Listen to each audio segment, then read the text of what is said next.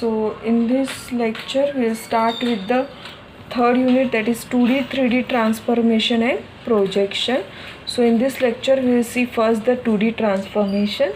So in 2D transformation we will see first introduction, then 2D transformations, that is translation, scaling, rotation and shear, rotation about an arbitrary point.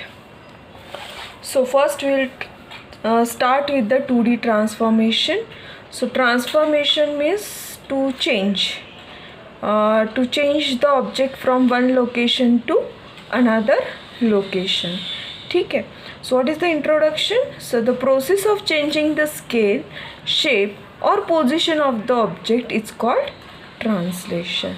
So there are three basic translation techniques. First is the translation, second is the scaling, and third is the rotation. So what is meant by translation? To change the location of the object, that is nothing but translation. What is scaling? To change the size of the object. And what is rotation? To rotate the object. Clockwise or anti-clockwise. Okay. So when changes happen in 2D plane, then it is called as 2D transformation. Okay. And these are the three basic techniques, but there are some more, that is reflection and sharing are another transformation techniques. Okay. Now see here, so translation, rotation and reflection are also known as a rigid body transformation because they do not alter the shape of the object. So rotation, translation and scaling को क्या बोला जाता है? rigid body transformation बोला जाता है, क्योंकि ये ऑब्जेक्ट का शेप चेंज नहीं करता है. और जो अदर ट्रांसफॉर्मेशन है, that is reflection and sharing, उसे नहीं बोला जाता है because it changes the shape of the object. तो रोटेशन, ट्रांसलेशन एंड रिफ्लेक्शन से सिर्फ क्या होता है? लोकेशन चेंज होता है, लेकिन उसका शेप एज इट इज़ रहता है, इसीलिए उसे रिजिड बॉडी ट्रांसफॉर्मेशन बोलते हैं. ठीक है. So the main objective of 2D transformation is to simulate movement and manipulate 2D objects in the XY plane. So this is nothing but the transformation and 2D transformation. So 2D transformation means what? The changes happen in 2D plane. We called it as a 2D transformation. So the techniques, three techniques.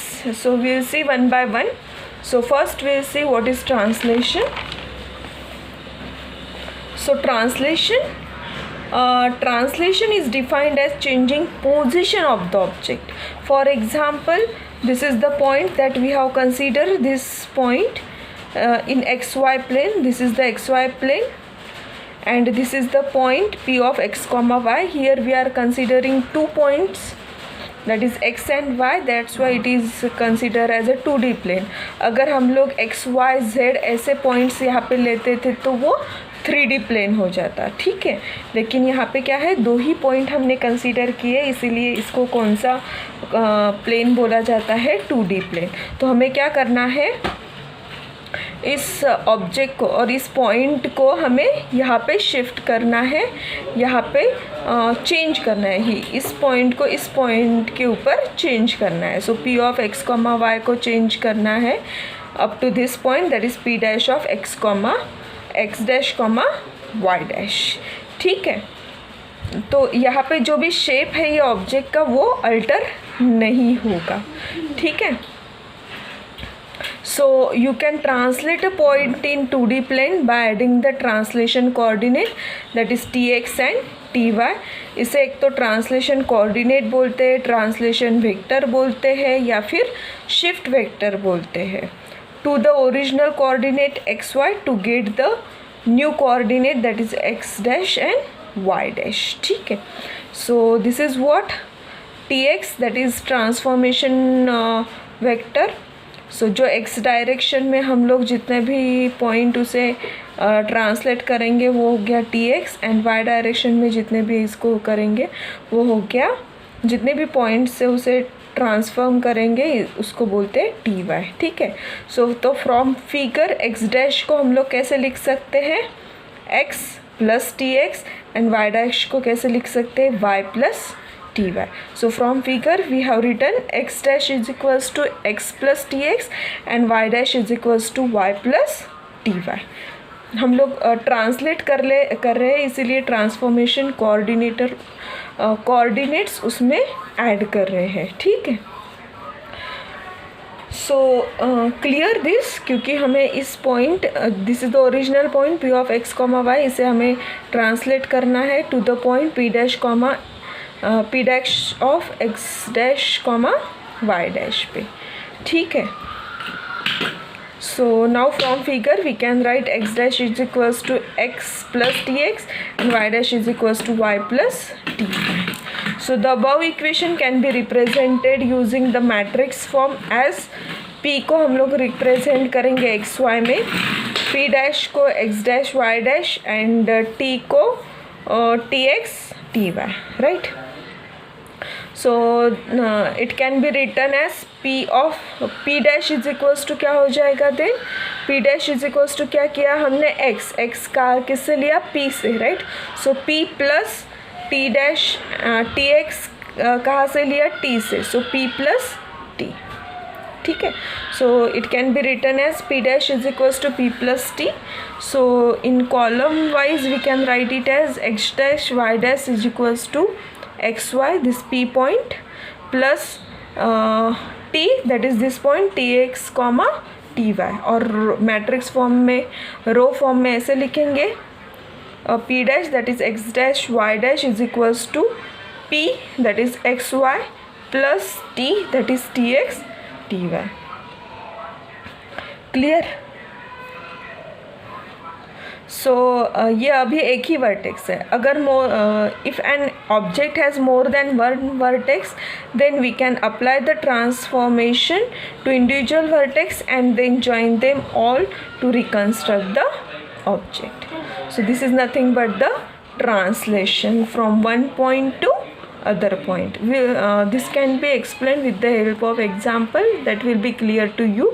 We'll take one example based on this.